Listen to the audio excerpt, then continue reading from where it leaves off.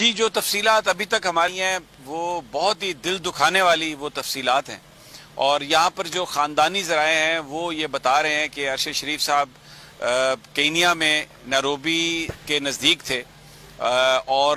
وہ نیروبی سے باہر کوئی 2-3 گھنٹے کی مسافت پر کسی جگہ گئے تھے۔ اس کے بعد وہ واپس آ رہے تھے اور وہ پیسنجر سیٹ پر تھے، گاڑی ڈرائیور چلا رہا تھا، تو ایک سنائپر شاٹ آیا، ایک بالکل ان کے سر پہ گولی ماری گئی ہے سائیڈ پہ، اور وہ انسٹنٹلی وہیں پر ان کی شہادت ہو گئی۔ اب وہ یہ بڑی ایک عجیب بات ہے کہ کیونکہ وہ ٹریول کر رہے تھے، اور جس انداز میں یہ ہوا ہے سارا واقعہ، ایسا لگتا ہے کہ ان کی جو موومنٹ تھی وہ باقاعدہ طور پر ٹریک کی جا رہی تھی۔ بلیک رنگ کی ان کے پاس یہ پتہ چلا ہے گاڑی ہے۔ پھر اس کے بعد ہم سوشل میڈیا پر دیکھ رہے ہیں مختلف انداز میں جو چیزیں وہ ڈالنے کی کوشش کی گئی ہے، کبھی اس کو رابری اٹیمپٹ کہنے کی کوشش کی گئی ہے، پھر کبھی اس کو سٹرے بلٹ کا نام دیا گیا ہے، لیکن جو یہاں پر خاندانی جو ذرائع ہیں، جو ان کے قریبی لوگ ہیں، یہ میرے پیچھے ان کا گھر ہے، اگر آپ یہ دیکھ سکیں، ہاؤس نمبر 107، یہ G113 ہے غالباً، اور یہ اسٹریٹ 110 ہے۔ اندر کچھ صحافی موجود ہیں، مراد سعید صاحب بھی تھے یہاں پر، وہ بھی ہیں ابھی، شہریار افریدی آئے، ذاتی دوستوں میں سے تھے ارشد شریف صاحب کے وہ، اور یہاں پر ڈاکٹر موحید پیرزادہ میں نے دیکھا ان کو، پھر کاشف عباسی بھی یہاں پر، ضمیر حیدر بھی، خاور گھمن بھی، چند جو بڑے قریبی لوگ جو دوست ہیں وہ تھے۔ لیکن میں نے جو حوصلہ ان کی والدہ کا دیکھا ارشد شریف صاحب کی، وہ جو ارشد شریف کے دوست تھے ان کو دلاسا دے رہی تھیں، ان کی آنکھوں میں آنسو تھے، بڑا دل ٹوٹا ہوا تھا ان کا۔ جب وہ صوفے سے اٹھنے لگی تو ان سے اٹھا نہیں گیا، ان کو جو مراد سعید، شہریار افریدی، کاشف عباسی، سجاد بٹی جو ہم کے ایگزیکٹو پروڈیوسر ہے، وہ بھی یہاں پر، انہوں نے ان کو اٹھایا، اور وہ اس بات کا بار بار ذکر کر رہی تھی کہ جو لوگ آ رہے ہیں پوچھیں ان سے کسی کو، یہ میرے بیٹے کے دوست ہیں، میرے بچے کو مار دیا انہوں نے، اور اب اس گھر میں صرف خواتین ہیں، تو جو دوست ہیں ان کے وہی ان کی فیملی ہے، وہی ان کا کنبہ ہے۔ یہاں پر جو کیفیت ہے، جو فضا یہاں پر جس طرح سوگوار ہے،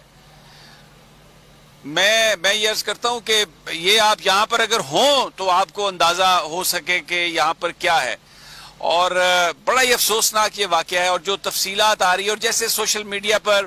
اس کو دبانے کی، اور مجھے یہ اطلاعات آ رہی ہیں کہ شاید اس کو جو مین سٹریم میڈیا ہے وہاں پر بھی جو اس کی خبریں ہیں اس طریقے سے جو تھوڑا ریزسٹنس کی گئی کہ اس طریقے سے خبریں نہ آئیں۔ بہت ہی یہ سارا کچھ افسوسناک ہے، اور میں عمران ریاض کو بھی سن رہا تھا، اور ایک ہی یہاں پر اب اپیل ہے کہ چیف جسٹس صاحب جو ہیں وہ اس کا نوٹس لیں اور یہ کوشش کریں کہ جو میت ہے ارشد شریف کی، جو باڈی ہے وہ یہاں پر پہنچ جائے۔ جو پاکستان کی کینیا میں ہائی کمیشن ہے وہ تعاون نہیں کر رہا، بالکل تعاون نہیں کیا انہوں نے، ٹیلی فون پر انہوں نے دلاسے بھی نہیں دیے، اور انہوں نے چیزوں کو اوائڈ کرنے کی کوشش کی، ایسا لگ رہا ہے جیسے وہ کسی دباؤ میں ہیں۔ تو چیف جسٹس صاحب آپ پلیز آرڈر کر دیں، ہمارا بھائی، ہمارا دوست ارشد شریف، اس کی جو باڈی ہے، اس کی جو میت ہے وہ یہاں پر پہنچ جائے، اس کے گھر والے چلیں اپنے ہاتھوں سے دفنائیں گے، ہم بھی اس کی قبر پر مٹی ڈالیں گے، تو ہمیں تسلی ہوئے گی کہ ہمارا بھائی ہم میں نہیں ہے، لیکن اس کے نظریات ہیں۔ اگر کوئی یہ سمجھتا ہے کہ یہ آواز دبا دی جائے گی اور یہ شہادت ہضم ہو جائے گی، تو ایسا نہیں ہے، اس سے خوف و ہراس جو ہے وہ نہیں آئے گا۔ یہ ہمارا وہ ساتھی تھا، ہمارا حصہ تھا، بول فیملی تھی، پوری صحافت کی فیملی تھی، ہم پورا اس کا ساتھ دیں گے، اور انشاءاللہ حق سچ کی جو یہ لڑائی ہے وہ جاری رہے گی، اور جن حالات میں ان کی شہادت ہوئی ہے اس پر بھی بات ہوئے گی۔ یہ جو مرضی کریں ہم انویسٹیگیٹ کریں گے، اور ابھی تک جو اطلاع ہے وہ ہم نے منوان وہ آپ کو بتائی ہے۔ ابھی یہ کیونکہ ہمارے پاس کنفرم یہ اطلاعات نہیں ہے، یہ مختلف ویب سائٹس ہیں جو یہ رپورٹ کر رہی ہیں، اور جو میں نے آپ کو بتایا یہ انتہائی جو قریبی فیملی کے لوگ ہیں وہ یہ بات بتا رہے ہیں۔ ظاہر ہے وہ وہاں پر تو موجود نہیں تھے، ان کے پاس بھی یہ انفارمیشن آئی ہوگی، تو ابھی دیٹ از آلسو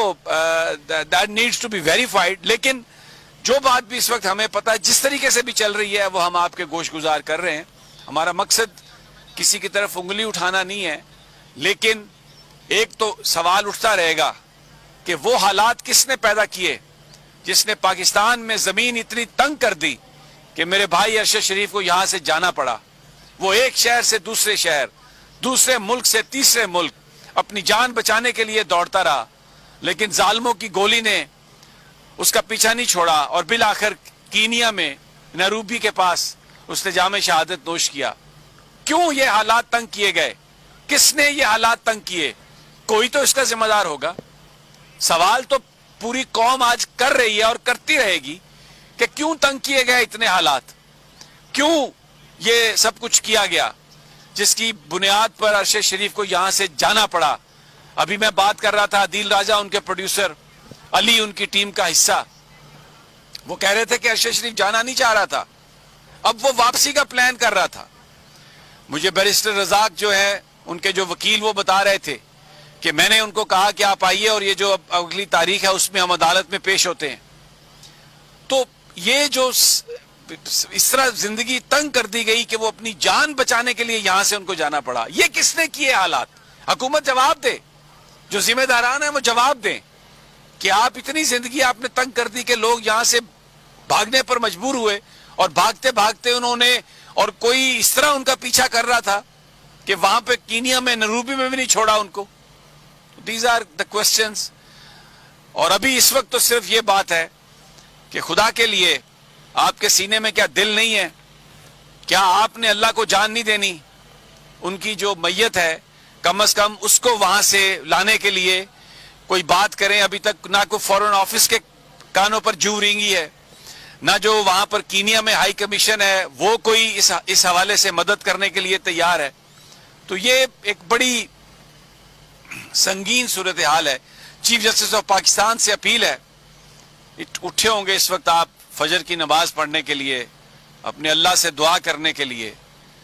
تو اللہ کی مخلوق پر اس طرح زندگی تنگ ہو گئی, اور ایک ماں نے اپنا آخری بچہ کھویا, اس خاندان نے اپنا آخری بچہ, آج اس نے جام شہادت نوش کی, جس کا بڑا بھائی بھی دہشت گردوں سے لڑتا ہوا اس دنیا سے گیا, شہید ہوا, جس کا والد بھی جس نے ساری زندگی پاکستان کی افواج کو دی, آج ان کا بچہ کینیا میں نیروبی میں ہمارا بھائی, اس کی میت پڑی ہے. تو آپ کے لیے تو صرف ایک آرڈر ہے, آپ وہ آرڈر دیں گے تو یہاں پر کچھ پرسہ ملے گا اس خاندان کو. باقی آپ سے یہ التجا ہے, آرڈر کریں اس کی انویسٹیگیشن, کہ یہ جو اتنی تنگ کر دی گئی ہے زمین پاکستان میں, لوگ بھاگنے پر مجبور ہیں, اپنی زندگی بچانے کے لیے بھاگ رہے ہیں, اور جن کو آپ بے عزت کر رہے ہیں, جن کی آپ ذلت کر رہے ہیں, جن کو آپ برہنہ کر کے مار رہے ہیں. چیف جسٹس صاحب, آپ سے ہی التجا ہے, اور تو ہماری کسی کے آگے ہم بات نہیں کر سکتے.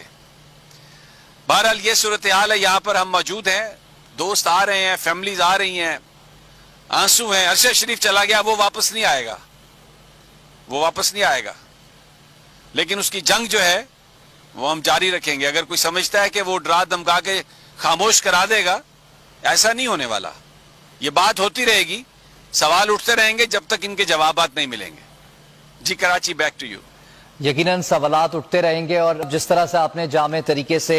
اس کو سمرائز کیا ہے اور ڈاٹس کو کنیکٹ کرنے کی آپ کوشش کر رہے ہیں, یقیناً بہت ہی تشویشناک سوالات اٹھ رہے ہیں. اور ایک چیز جو میں یہاں پر ایڈ کرنا چاہوں گا, پاکستانی سفارت خانے کو واقعے کی اطلاع کر دی ہے. یہ اعلامیے میں کہا گیا ہے نیروبی پولیس کے, اور یہ بھی کہا گیا ہے کہ مزید تحقیقات کا آغاز کر دیا گیا ہے. تو پاکستانی سفارت خانے کو جب آگاہ کر دیا گیا ہے, تو پھر جب ان کی فیملی یا جو صحافتی جو ان کے دوست ہیں, جو برادری ہے, وہ کانٹیکٹ کرنے کی کوشش کر رہی ہے, جسد خاکی کو لانے کے لیے کوششیں کر رہی ہے, پروسیجر جاننے کی کوشش کر رہی ہے, تو پھر وہاں پر کہاں ہے کردار پاکستانی سفارت خانے کا, جس کو معلوم ہے کہ اس طرح سے ایک پاکستانی شہری وہاں پر شہید کیا گیا ہے؟ میں یہی تو عرض کر رہا ہوں کہ وہ بڑے ریلیکٹنٹ لگ رہے ہیں, ایسا لگ رہا ہے کہ جیسے کسی دباؤ میں ہے. تو ہم تو فریاد چیف جسٹس صاحب سے ہی کر سکتے ہیں, اور تو کوئی ہماری بات نہیں سنے گا. ہم تو انہی سے فریاد کر سکتے ہیں کہ آپ خدا کے لیے اس حکومت کو یہ آرڈر کریں کہ وہ ارشد شریف کی میت کو